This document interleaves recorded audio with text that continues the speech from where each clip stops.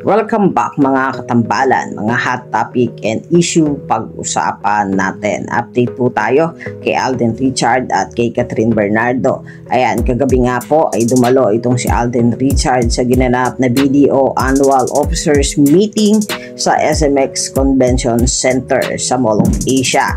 At makikita naman talaga kay Alden Richard na lumabas ito at ipakilala nga nitong si Miss Isa Calzado ay lutang na lutang ang kaugapuhan itong si Alden Richard at talaga namang kinilig ang mga nandoon sa SMX Convention Center, lalo na ng kantahan nga nitong si Alden Richard ang mga tao doon na dumalo sa BDO annual meeting at nagpaliwanag pa nga itong si Alden Richard patungkol sa BDO na kung saan nga ay mismong si Alden ang brand ambassador ng naturang bangko. At makikita din kay Alden Richard na suot-suot nito ang pin ng MyRib Entertainment Corporation. Mismong siya ang CEO ng nitong kumpanya at makikita naman talaga kay Alden Richard ang pagiging professional nito pagdating sa kanyang mga trabaho at talaga namang si Alden ay laging present sa mga commitment at mga event na kanyang dinadaluhan.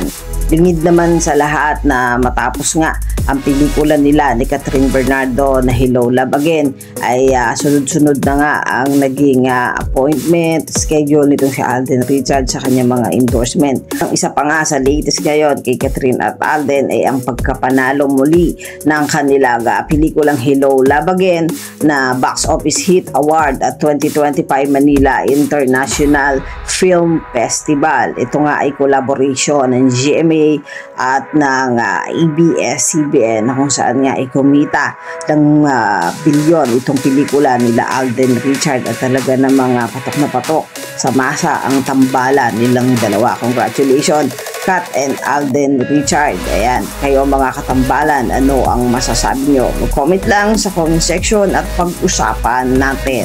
Yan ang mga hot topic and issue dito lamang sa Tambalang JK.